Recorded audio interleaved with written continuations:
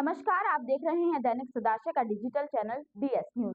मैं आपके साथ साक्षी शर्मा। तो आइए नजर डालते हैं आज की कुछ खास खबरों पर। पहलगाम में हुई आतंकी घटना पर भाजपा प्रदेश अध्यक्ष भूपेंद्र चौधरी ने कहा कि देश की सरकार इन आतंकी संगठनों पर ऐसी कार्रवाई करेगी जो भविष्य के लिए नजीर बनेगी। चलिए आपको भी दिखाते हैं कि उन्होंने क्या कुछ कहा। दुखद पूर्ण घटना है और ये आतंकवादियों ने कायरतापूर्ण घटना को अंजाम दिया है और पहली बार एक धार्मिक एंगल के तहत पूछताछ करके उन्होंने लोगों को टारगेट करके हत्या की है। लोग हम सब लोगों के लिए दुखद है ये और हमारी संवेदनाएं पीड़ित परिवारों के साथ है और मुझे विश्वास है कि हमारी सरकार इन आतंकवादियों को जिन्होंने ये नृशंस हत्याएं की हैं सबको चुन चुन कर कठोर सजाएं देगी और निश्चित रूप से आतंकवादी और आतंकवादियों के जो आका हैं वो कहीं भी छुपे हों सबको लक्षित करके सबके खिलाफ कार्रवाई करेगी। कश्मीर में हुए आतंकी हमले को लेकर पूरा देश आक्रोशित है और हर कोई इंसाफ की मांग कर रहा है। मुजफ्फरनगर में भी हमले को लेकर उबाल है। नेताओं से लेकर हिंदूवादी संगठनों ने इस हमले की कड़ी निंदा की है। चलिए आपको भी दिखाते हैं कि नेताओं और हिंदूवादी संगठनों से जुड़े लोगों ने क्या कुछ कहा। जम्मू कश्मीर के अंदर पहलगाम में जिस प्रकार से सैलानियों पर, तीर्थयात्रियों पर कायराना हमला पाकिस्तान पोषित आतंकवादियों के द्वारा करने का काम हुआ है, पूरा देश उससे हतप्रभ है, बहुत दुखी है, बहुत कष्ट में है, बहुत आक्रोश सभी देशवासियों में पूरी दुनिया के अंदर है। और जिस प्रकार से लगातार पाकिस्तान आतंकवाद को संरक्षित करने का काम करता है, उनको पोषित करने का काम करता है, पूरी दुनिया के सामने वो चेहरा बेनकाब है। दुर्भाग्यपूर्ण स्थिति है और दुश्मनों की कायरतापूर्ण कार्रवाई है। जो परिवारों में अपने लोग खोए उनके प्रति मेरी हार्दिक संवेदना है और सरकार से अपेक्षा है कि उन परिवारों को मदद करे। जो घायल है वो जल्दी ठीक हो, ऐसी परंपरा परमात्मा प्रार्थना है। उनकी निःशुल्क चिकित्सा कराई जाए और संख्या छुपावे ना, साफ साफ बता दें और इसमें राजनीति ना करें, कार्रवाई करें, कठोर कार्रवाई करें, विधि सम्मत कार्रवाई करें ताकि भविष्य में ऐसी घटनाएं ना हो। मैंने कहा संख्या छुपावे ना, जो भी सच्चाई वो बतावे और उनकी मदद करें। संख्या छुपाने से होगा क्या, कुछ परिवार वंचित रहेगा। ये घटना इतनी शर्मनाक है कि हिंदू समाज आज हिंदू कहने में अपने आप को शर्मिंदा महसूस हो रहा है। हम हिंदुस्तान में रहते हैं और हिंदू कहें इसमें डर लग रहा है। भाजपा ने हमें धोखे में रखा हुआ है। अभी भाजपा प्रचारित कर रही है कि पूरा जम्मू कश्मीर सुरक्षित है, घूम सकते हैं। इसका उदाहरण क्या लगा कि नवविवाहित युवक युवती अभी विवाह के बाद घूमने के लिए वहां गए थे, जिनको नाम पूछकर हत्या कर दी गई। पहलगाम में जो इस्लामी आतंकवादियों ने नाम पूछ कर जिस तरह से हिंदू भाइयों की हत्या करी है, तो वास्तव में इस्लाम धर्म की कट्टरता का उदाहरण है। और हम सरकार से मांग करते हैं कि जम्मू कश्मीर की सरकार को तुरंत बर्खास्त करे और पाकिस्तान पर तुरंत हमला करके इस कार्रवाई का बदला ले, क्योंकि पाकिस्तान के इशारे पर ही ये हिंदुओं पर हमला हुआ है। पुलवामा में जो हमला हुआ है आतंकवादियों का, हिंदुओं के नाम पूछ कर उन्हें गोली मारी गई, उसकी हम कड़े शब्दों में निंदा करते हैं और साथ ही केंद्र सरकार से मांग करते हैं कि जो पर्यटक वहां जाते हैं, जिस तरह मोटरसाइकिल किराए पे मिलती है, गाड़ी किराए पे मिलती है पर्यटकों को घूमने खातर, इसी आधार पर शस्त्र भी उन्हें किराए पर दिए जाए, चाहे वे अमरनाथ यात्री हो चाहे पर्यटक हो। जम्मू कश्मीर में जो हमला हुआ है, हम इसकी कठोर शब्दों में निंदा करते हैं और मैं भारत सरकार से कहूँगा कि निंदा करने से काम नहीं चलेगा।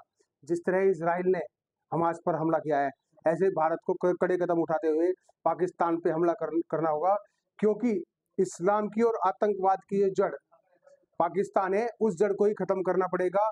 और ये बेर शब्द आते हैं ना कि आतंकवाद का कोई धर्म नहीं होता, आतंकवाद का कोई धर्म नहीं होता, इससे स्पष्ट पता लगता है कि आतंकवाद का धर्म होता है और वो इस्लाम धर्म है। जो जम्मू कश्मीर पहलगाम में ये कायरतापूर्ण हमला किया गया है, ये बहुत ही कायरतापूर्ण हमला है और हिंदुओं को सोचना चाहिए कि अब कहाँ जाति विरासती है। वहाँ जाति नहीं पूछी गई, वहाँ धर्म पूछा गया। धर्म पूछने के बाद जिस तरह कट गया है बहुत ही निंदनीय है और भारत सरकार को इस पर सीधे कोई ना निर्णय लेना चाहिए, मुंह मुंह तोड़ जवाब देना चाहिए पाकिस्तान को। या पाकिस्तान जो कार्य करवा रहा है, हम उसकी घोर निंदा करते हैं।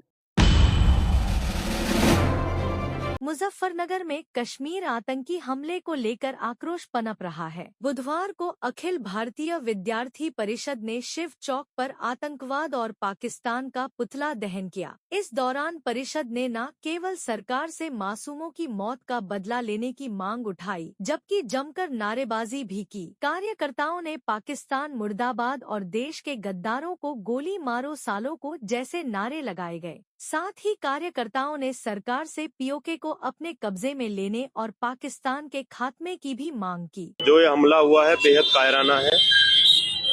जो लोग कहते हैं कि आतंकवाद का धर्म नहीं होता, कल की घटना से साफ साफ पता चल रहा था कि आतंकवाद का धर्म होता है। हम कैसे कह दें कि आतंकवाद का धर्म नहीं होता। हम सरकार से निंदा करते हैं, दो नहीं कि सारे आतंकवादियों का सफाया हो। जो जड़ है पाकिस्तान, पीओके को अपने कब्जे में ले सरकार, और जहां आतंकवाद पनप रहा है जिस देश में, उस देश का खात्मा करे, उसे अपने कब्जे में ले। मुजफ्फरनगर में कश्मीर के आतंकी हमले को लेकर गम और गुस्सा है। पूरे देश के साथ साथ शहर में भी दिवंगतों की आत्मा की शांति के लिए शोक सभाएं आयोजित की जा रही है। इस कड़ी में शहर के शिव चौक पर स्थित तुलसी पार्क में कैंडल जलाकर मृतकों की आत्मा की शांति के लिए प्रार्थना की गई। इस मौके पर राज्य मंत्री कपिल देव अग्रवाल, चेयरमैन मीनाक्षी स्वरूप और व्यापारी नेता विश्वदीप गोयल के अलावा तमाम व्यापारी, शहर के गणमान्य लोग शामिल हुए। हम सब लोग बहुत दुखी हैं। यहाँ तुलसी पार्क में समाज के सभी वर्गों ने, सभी साथियों ने, पार्टी अध्यक्ष जी यहाँ पर हैं, सब ने मिलकर के उनको श्रद्धासुमन अर्पित करने का काम किया है। समाज के सभी वर्गों ने शाम को आज यहाँ तुलसी पार्क में मोमबत्ती के द्वारा श्रद्धांजलि दी। और एक जो बहका वातावरण पाकिस्तान ने बनाने की कोशिश करी है हिंदुस्तान में, वो किसी कीमत पर भी नहीं बनेगा। कश्मीर में आतंकी हमले को लेकर मुजफ्फरनगर के प्रकाश चौक पर स्थित कार्यालय पर शिवसेना और क्रांति सेना ने एक संयुक्त शोक सभा आयोजित की, जिसमें आतंकी हमले में मारे गए लोगों की आत्मा की शांति के लिए कैंडल जलाकर दुआ मांगी गई। इस दौरान शिवसेना ने सवाल उठाए कि हिंदुओं की वोटों से पूर्ण बहुमत से बनी बीजेपी की इस सरकार में भी आखिरकार हिंदुस्तान में हिंदू सुरक्षित क्यों नहीं है। पूछा गया कि ऐसे में हिंदू करे तो क्या करे। देश में विकास का दावा खोखला है, क्योंकि देश में केवल आतंक और लोगों को मारने का विकास हुआ है।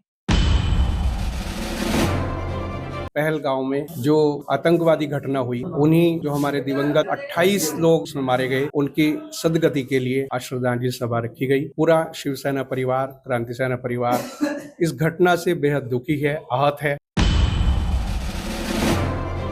आज हमारे सभी यहाँ पर सभी इकाइयां, महिला मोर्चा और शिवसेना और क्रांति सेना के सभी पदाधिकारी यहाँ पर मौजूद हुए हैं। जो कल ये पुलगांव में, जम्मू कश्मीर में पुलगांव गांव में जो 28 हमारे हिंदू भाइयों को उनके आधार कार्ड देख देख कर जिनकी निर्मम हत्या कर दी गई है, आज उसके विरोध में हमने जो है यहाँ पर सभी लोग इकट्ठे हुए हैं, आगे की रणनीति बनाई है और आज हमने श्रद्धांजलि दी है उन्हीं 28 जो हमारे हिंदू भाई मारे गए हैं वहां पर।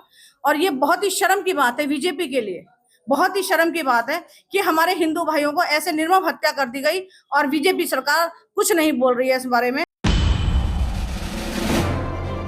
मुजफ्फरनगर में पैगाम इंसानियत ने जम्मू कश्मीर के पहलगाम में पर्यटन स्थल पर हुए आतंकवादी हमले की कठोर निंदा की और मृतकों को श्रद्धांजलि अर्पित की। संस्था के अध्यक्ष आसिफ राही ने इसे कायराना और मानवता पर हमला बताया, साथ ही पीड़ित परिवारों के प्रति संवेदना व्यक्त की। कार्यकर्ताओं ने मीनाक्षी चौक तक कैंडल मार्च निकालकर शहीदों को याद किया। वक्ताओं ने स्पष्ट किया कि आतंक का कोई धर्म नहीं होता और इस्लाम ऐसी घटनाओं की निंदा करता है। केंद्र सरकार से ऐसी देश विरोधी गतिविधियों को रोकने के लिए कड़े कदम उठाने की मांग की गई।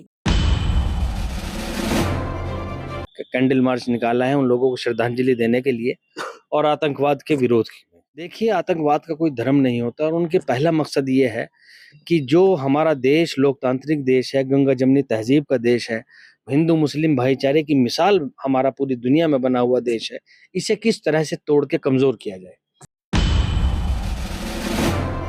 पहलगाम में जो ये घटना हुई है, ये पूरी इंसानियत के खिलाफ है। सबसे पहले हम एक भारतीय होने के नाते और एक इंसान होने के नाते इस कायराना घटना की हम शदीद अल्फाज में मजम्मत करते हैं, इसकी निंदा करते हैं। हमने कैंडल मार्च के जरिए एक संदेश देने की कोशिश करी इस देश में कि ये देश एक है, क्योंकि ऐसे हमले कहीं ना कहीं हमारी साझी विरासतों को खतरा पैदा करते हैं।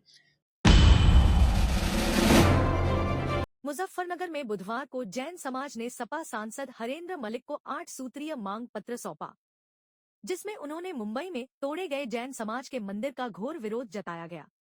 जैन समाज ने मांग की कि मंदिर को ससम्मान वहीं बनाया जाए। इसके अलावा उन्होंने बड़ौत में धार्मिक सम्मेलन के दौरान हुई 10 लोगों की मौत पर परिजनों को मुआवजा देने की मांग भी की है। सपा सांसद हरेंद्र मलिक ने जैन समाज को आश्वासन देते हुए कहा कि हम उनके साथ हैं और उनके समस्याओं को लेकर संबंधित राज्यों के मुख्यमंत्री को पत्र लिखेंगे।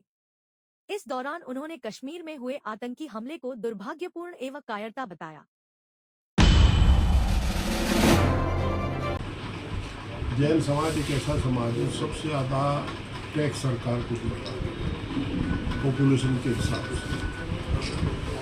बेचारे लगनशील मेहनती और पूरा धर्म ही ये कहता अहिंसा परमो धर्म है।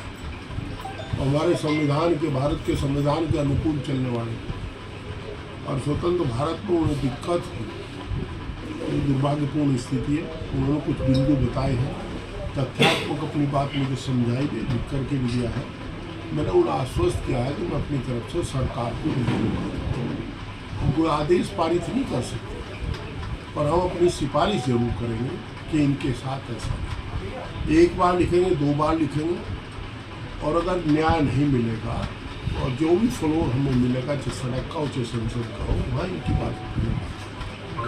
अब तो कमेरों के वकील हैं, अब कमेरों की वकालत करेंगे। देखिए, ये जैन समाज काफ़ी दिनों से आंदोलनरत है और दुर्भाग्य की बात यह है कि जब भी हम कोई मांग अपनी रखते हैं, उसी दौरान एक घटना और घट जाती है और वो आंदोलन मूव फॉरवर्ड कर जाता है। लगातार हम लोग निमिष की घटना उठा रहे थे, जबलपुर की घटना उठा रहे थे, सम्मेद शिखर गिरनार की घटनाओं को उठा रहे थे। इन्हीं घटनाओं के बीच में मुंबई के अंदर विले पार्ले में बर्बरता के साथ एक जैन मंदिर को तोड़ दिया गया। वहाँ प्रतिमा जी का भी अपमान हुआ, वहाँ जैन शास्त्रों का भी अपमान हुआ। उसको लेके 4 दिवसीय आंदोलन पूरे देशव्यापी रूप पे चल रहा है, जिसमें 19 तारीख में भी कार्यक्रम हुआ, 20 में भी हुआ, 21 में भी हुआ, आपने देखा था। उसी क्रम में आज हम लोग जैन समाज के तमाम प्रबुद्ध लोग आदरणीय सांसद मुजफ्फरनगर हिंद मलिक जी से हमने मुलाकात की। मुजफ्फरनगर के अंकित विहार मोहल्ले में सपा के राष्ट्रीय सचिव एवं वरिष्ठ नेता राकेश शर्मा के घर हुए हादसे में एक मजदूर की मौत हो गई। हादसा उस वक्त हुआ जब राकेश शर्मा के 3 मंजिला मकान में बाहरी तरफ 2 मजदूर दूसरी मंजिल पर कार्य कर रहे थे। अचानक असंतुलित होकर मलीरा गांव निवासी मजदूर सुरेंद्र कुमार अचानक नीचे जा गिरा। सिर पर चोट लगने की वजह से उसकी मौके पर ही मौत हो गई। सूचना पर पहुंची पुलिस ने शव का पंचनामा भरकर पोस्टमार्टम के लिए भेज दिया। अंकित विहार में काम कर रहे थे, पैर टूटने के कारण दूसरी छत पर गिर गए। साइड की जो छत थी उस पर गिर गए सिर के लिए, तो सिर में चोट लगने सुरेंद्र मृतक व्यक्ति का नाम सुरेंद्र कुमार, जिनके चोट लगी है सिर में, अस्पताल में लाया गया, आरोग्य हॉस्पिटल में। यहाँ पर उनको मृत घोषित कर दिया। मुजफ्फरनगर के शिव चौक पर बुधवार दोपहर उस वक्त हड़कंप मच गया जब नई मंडी इलाके का रहने वाला राहुल नामक युवक नशे की हालत में वहां पहुंचा। इससे पहले कि कोई कुछ समझ पाता, उससे पहले ही उसने चाकू से अपना हाथ काट लिया और मंदिर में चढ़ाना शुरू कर दिया, जिससे वहां पर खून ही खून फैल गया और हड़कंप की स्थिति पैदा हो गई। आरोपी को मौके ही दबोच लिया गया, जिसे पुलिस अस्पताल लेकर पहुंची। पुलिस की जांच में सामने आया कि राहुल नशे का आदी है और मूवी देखने के दौरान उसका चंद्रा सिनेमा में किसी के साथ विवाद हुआ। मारपीट की शिकायत लेकर वो शहर कोतवाली पहुंची, जहां उससे तहरीर लिखकर देने को कहा गया, जिस पर राहुल बौखला उठा और उसने जाट मूवी के सनी देओल की तर्ज पर आरोपित से सॉरी बुलाने के लिए ये सब किया। फिलहाल राहुल का उपचार कराया जा रहा है, जबकि मंदिर को गंगा जल से धुलाई कर अच्छे से साफ किया गया। और वहाँ से आया जहाँ पे वो सौर ऊर्जा है, वहाँ से दौड़ के आया, वो गाली देते देते एकदम से अंदर आया। उसके हाथ में चाकू था, हम इधर से भी गए कि अंदर ना घुसे, और हाथ में चाकू होने के कारण हम पीछे हट गए। वो सीधा आया, अपने हाथ में चाकू मारा और खून ही खून हो गया मेरा पूरे मंदिर में। इधर खून छिड़क के चला गया, ऐसे भी करे यहाँ पूरे छिड़का इधर। मुजफ्फरनगर के रोहाना कस्बे में स्थित भारतीय स्टेट बैंक के सर्वर रूम में बुधवार सुबह आग लगने से हड़कंप मच गया। सूचना मिलते ही दमकल विभाग की 2 गाड़ियों ने पहुंचकर आग पर काबू पाया। फायर कर्मचारियों की सूझबूझ से बैंक में बड़ी घटना होने से बच गई। अग्निशमन अधिकारी RK यादव के नेतृत्व में फायर विभाग के कर्मचारियों ने बैंक के पीछे की दीवार तोड़कर आग पर काबू पाया। बैंक मैनेजर संदीप कुमार ने बताया कि बैंक में ऑडिट होने वाली थी।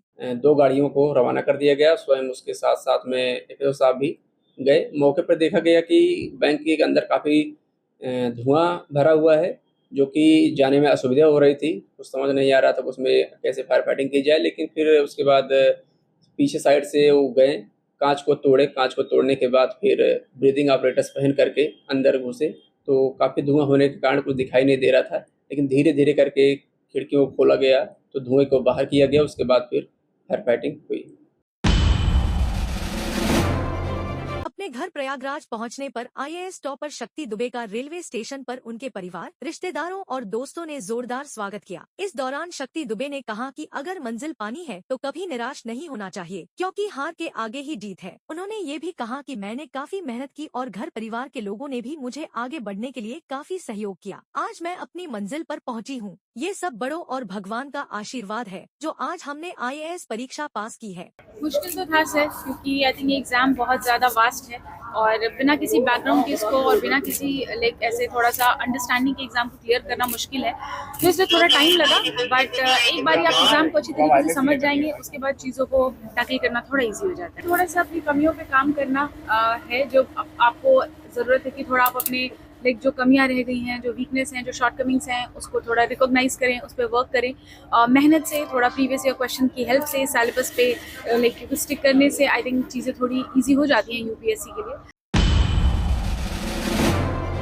मुजफ्फरनगर के रतनपुरी गांव निवासी करीब 70 वर्षीय बुजुर्ग किसान रमेश तंवर को बुधवार को DM उमेश कुमार मिश्रा और ADM फाइनेंस गजेंद्र सिंह ने प्रशस्ति पत्र देकर सम्मानित किया। उनको ये सम्मान जिले में 150 रुपए किलो बिकने वाला सोना मोती नामक गोल गेहूं उगाकर नया अध्याय लिखने को लेकर दिया गया है। इतना ही नहीं, उन्होंने प्राकृतिक खेती एवं वर्मी कंपोस्ट के जरिए काला गेहूं, काला बासमती चावल और फलों की बागबानी में जैसे आड़ू, अमरूद, आम, चीकू, सेब, ड्रैगन फ्रूट आदि लगाई हुई है, जो इस खेती से करीब 8 लाख रुपए प्रति सालाना कमाई कर रहे हैं। इनके अलावा रमेश तंवर द्वारा साहिवाल, राठी एवं हरियाणा नस्ल की देसी गायों द्वारा दुग्ध उत्पादन भी किया जा रहा है, जिसको लेकर DM द्वारा न उनको सम्मानित किया गया, बल्कि उम्र के इस पड़ाव में कुछ नया कर गुजरने की इस चाहत ने DM को प्रभावित भी किया। इस दौरान कृषि उपनिदेशक संतोष यादव और जिला कृषि अधिकारी राहुल तेवतिया भी मौजूद रहे। मुजफ्फरनगर में सौंदर्यकरण को लेकर उठाए गए कदमों को धरने की जंजीरों से बांधने की कोशिश के खिलाफ अब शिवसेना भी जिला प्रशासन के साथ खड़ी हो गई है। नगर पालिका के बाहर टाउन हॉल के बाहर लगने वाले चाट बाजार को दूसरे स्थान पर शिफ्ट करने के निर्णय का समर्थन करते हुए शिवसेना का प्रतिनिधि मंडल बुधवार को नगर पालिका अध्यक्ष मीनाक्षी स्वरूप के पति एवं BJP के वरिष्ठ नेता गौरव स्वरूप से मिला। उन्होंने इस कदम को सकारात्मक पहल करार देते हुए अपना समर्थन दिया। साथ ही उन्होंने ये भी मांग की कि चाट बाजार में जिन दुकानदारों के स्टॉल लगते थे, उनकी भी रोजी रोटी के बारे में ध्यान रखते हुए शहर में अच्छी जगह चाट बाजार को बनाया जाए। इसके अलावा उन्होंने चाट बाजार के दुकानदारों के धरने को समर्थन देने वालों पर तंज कसते हुए कहा कि चंदा चोरों की बातों को दिल पर ना लिए जाएं और शहर एवं दुकानदारों के हित में जो भी जरूरी कदम हो उठाए जाएं। इस अवसर पर मनोज सैनी, डॉक्टर योगेंद्र शर्मा, लोकेश सैनी सहित कई नेता उपस्थित रहे। आज के लिए बस इतना ही। हमसे जुड़े रहने के लिए हमारे YouTube चैनल को सब्सक्राइब करें, Facebook पेज को फॉलो करें और हाँ, अगर आपको हम तक कोई जानकारी पहुंचानी है तो स्क्रीन पर दिए गए नंबर पर संपर्क करें। तो मुझे दीजिए इजाजत। नमस्कार।